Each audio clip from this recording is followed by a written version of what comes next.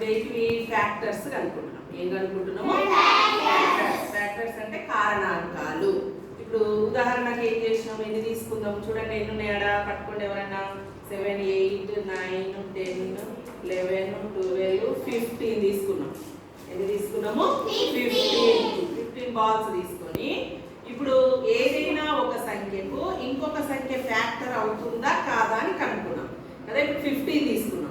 15కు 3 factor అవుతుందా? పెట్టండి, ఎవరు పెడతారు? ఎన్ని పెట్టాలి చెప్పుకుంటా పెట్టాలి. ఎంత లక్ష్మి?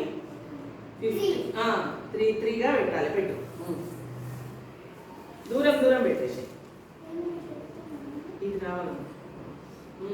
15 ఉంటే ఎన్ని బాల్స్ పెడుతున్నావు? 3 ఫ్యాక్టర్ అవుతుందా లేదా అంటే 3 ఒక కుప్పగా పెట్టేయాలి కదా. చూద్దాం. 15 కదా మనం తీసుకున్నది. ఎన్ని తీసుకున్నాం మనం? 15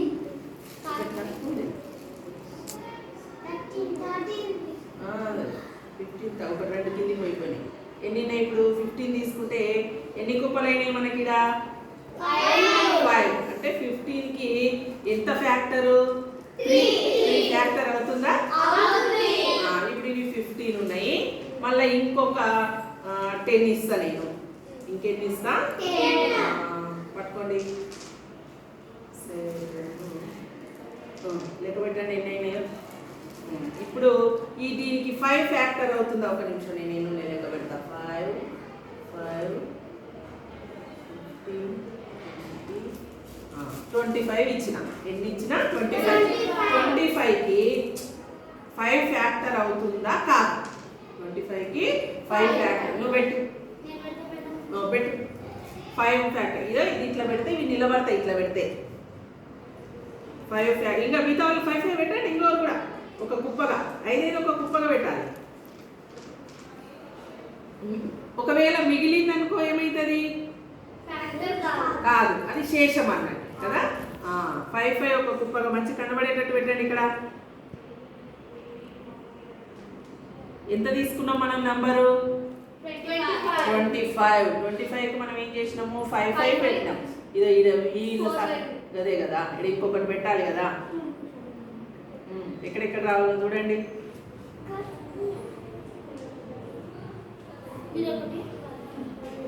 ఎన్ని కుప్పలైనవి మనకు? 5. అంటే 25కు 5 అనేది ఫ్యాక్టర్ అవుతుందా కాదా? అవుతుంది. మరి 25కు 6 ఫ్యాక్టర్ అవుతుందా కాదా? ఎవరు పెడతారు? ఒక్కరే పెట్టండి. 25కి 25కి 6 ఫ్యాక్టర్ అవుతుందా కాదా? అంటే ఏం చేయాలి చెప్పు? ఎంతైతే పెట్టాలి? పెట్టు. నువ్వు 6 పెట్టు. ఒక దిక్కు నువ్వు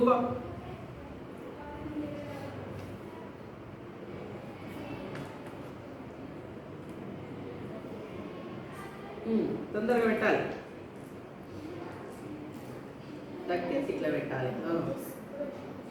ఇట్లా దగ్గరికి అనుకున్నట్లు పెడితే మీకు తెలిసిపోతుంది.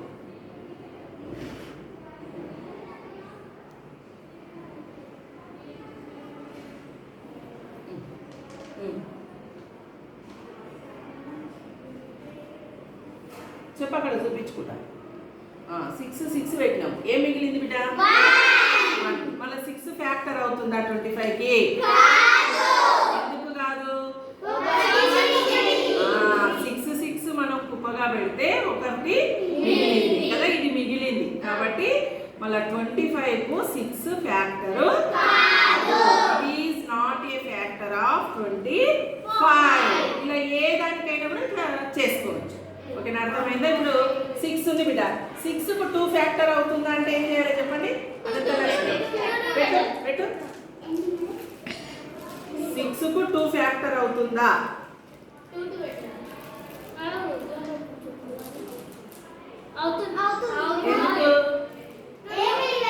ఏం మిగిలేదు కదా.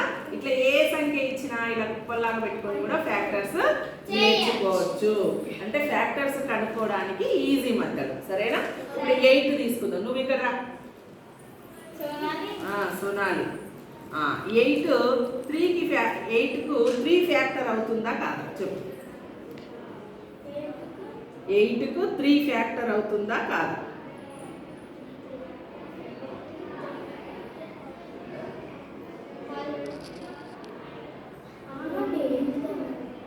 అవుతుందా ఫ్యాక్టర్? ఎందుకు కాదు? కాబట్టి 8 కు 3 ఫ్యాక్టర్. మరి 4 ఫ్యాక్టర్ అవుతుందని పెట్టు. 8 కు 4 ఫ్యాక్టర్ అవుతుందా? అవుతుందా? మనం అవి పెట్టకుండానే చెప్పొచ్చు కదా. 4 పార్ట్స్ ఉంటాయి, హాఫ్ పార్ట్స్ అవుతుంది. ఇలా ఎన్నైనా ఇవి తీసుకొని ఫ్యాక్టర్స్ గా పెట్టుకొని చేయొచ్చు. ఓకేనా? చెప్పు బడ్జెట్.